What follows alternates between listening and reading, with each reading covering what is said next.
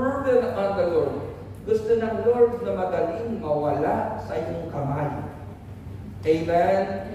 Gusto ng Panginoon na ang buhay na mayroon tayo, mag-enjoy ka. Uulitin ko po, gagamitin ko yung salitang sa ibabaw ng maraming unos na aming pinagdaanan nang papunta kami sa lugar ng Polyon, pinaglalaroan lamang ng mga bangkero ang unos na ito.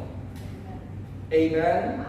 Kung hindi man accepted sa inyo yung salitang pinaglalaroan ng kabigatan, ang gusto kong sabihin, matuto kayong sumayaw, matuto kayong mag-enjoy sa kabila ng maraming kabigatan ng buhay. Ang importante, nasa ibabaw ka ng iyong problema. Control mo ang iyong sitwasyon. Bakit? Dahil alam mong may Diyos na may control ng lahat ng bagay. And finally, mga kapatid, accept, cast, at ang ikatlo, leave the burden with the Lord. Leave the burden with the Lord. O sa ating sariling wika, ilagat mo. Iwan mo sa Panginoon ang pasanin ng iyong buhay. Marami sa atin ganito, kapag papasok sa simbahan, iiwanan sa pintuan yung kanyang pasanin. Siyempre, yung iba nag-iwan na rin dyan. Yung ibang nag-iwan, pagkatapos ng gawain, umuwi na. Hindi na binalikan ang kanyang iniuwi, yung katugunan ng burden ng kanyang buhay. Yung isang sister, hindi umuwi. Kinuha yung pasanin, napatungan pa ng iba. Kaya pati yung pasanin ng iba, bit-bit niya pa uwi. Dapat hindi ka nag-iwan na ninyo, mga kapatid sa Panginoon. Bakit? Ang sabi ng Isaiah chapter 41 verse 10, dito ko po iiwanan ang pangangaral na ito. Isaiah 41 verse 10, fear not, for I am with you. Be not dismayed, for I am your God. I will strengthen you. Yes, I will help you. I will uphold you with my righteous right hand. Huwag kang matakot sapagkat ako'y sumasa iyo. Huwag kang manglupaypay sapagkat ako'y iyong Diyos. Aking palalakasin ka. Oo, aking tutulungan ka. Oo, aking aalalayan ka ng kanang kamay ng aking katwiran. Napakinggan po ninyo mga kapatid, yun po ang pangako ng Panginoon, aking palalakasin ka, aking tutulungan ka, aking aalalayan ka. Gustong sabihin ng talatang ito, hindi tayo iiwan, hindi tayo mababayaan ng Panginoon at parang pagkakil ating pinagdarahan.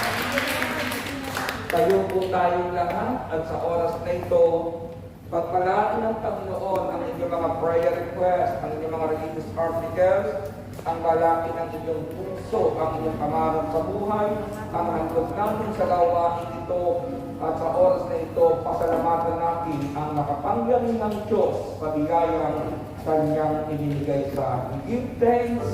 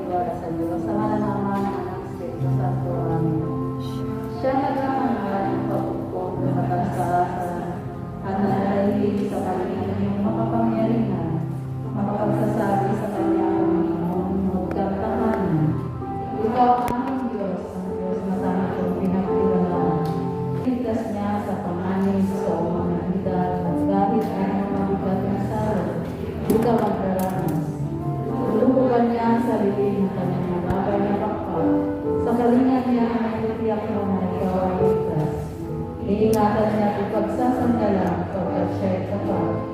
Pagsapit ng gabi, hindi ka matatakot sa anumang bagay. Maging sa gagawin bigla ang paglusog pagsapit ng araw. Di sa anong pamang darating na salot pagkagat ng dilim. Hindi ka matatakot sa kasamaang araw kung dumating. Kahit na mabuwal sa iyong harapan ang ikalibong tao, sa iyo'y paligid ang bilang ng patay maging 10,000. Di ka matatakot at nakitiyak mong di ka mahal. Ika'y magmamasilan sa panahon ng iyong mga kamastan. Yaw ang kasamaan ang nakikita mong pinarurusahan. Sapagkat siya ang iyong ginawang tagapagsandalan at ang pinili mong mag-ingat sa iyong kagataas. Di mo abutin, ika'y mapahamak at walang daratan kahit anong oring mga paghihirap sa iyong tahanan. Susugurin niya ang maraming angkin silang susubaybay. Kahit saan ako, ika'y makaroon, tiyak ihanan. Sa kanilang palad at ikatalikas, sila matarawas. Nang hindi masaktan ang paang sa batang matanas. Kahit nang tapakan mo ang aliyon, ahas na mabagsik. Di ka maanong sa mga serpent at hindi yung mababangis. Ang sabi ng Diyos, aking iniligtas ang tapat sa akin. At iningatan ko ang sinong tao ako'y kilalanin. Pag sila'y tumawag, laging nanda ako sila'y pakinggan. Aking sasamahan at kumahilahin ay sasakuluhan. Aking iniligtas at ang bawat isa ay paaralan. Sila bibigyan ka gagamit kalahan ng mahamutay at nagatiyak ng katangan nila ay kahit gasas. Maaaring ipilit ko ang langit at hindi ko matapang ulan. Maaaring padala ako ng kabalan upang salantarin ng kapahingan mo. Maaaring talagagan mo sa aking bayan ng salo. Ngunit sa tagalagayang bayan na ito na aking pinili ay magpakababa, manalangin. Hanapin ako at talikdan ng kanilang kasamaan. Lirigin ko sila, patatawarin ko sila, at ibabalik ko sa kanilang napagay hanggang masaya at ang masaya. Ito ang salita ng Diyos. Salamat sa Diyos, sa ngalan ng Ama, ng Anak, Espiritu Santo. Amen. Thank you, Lord. Amen.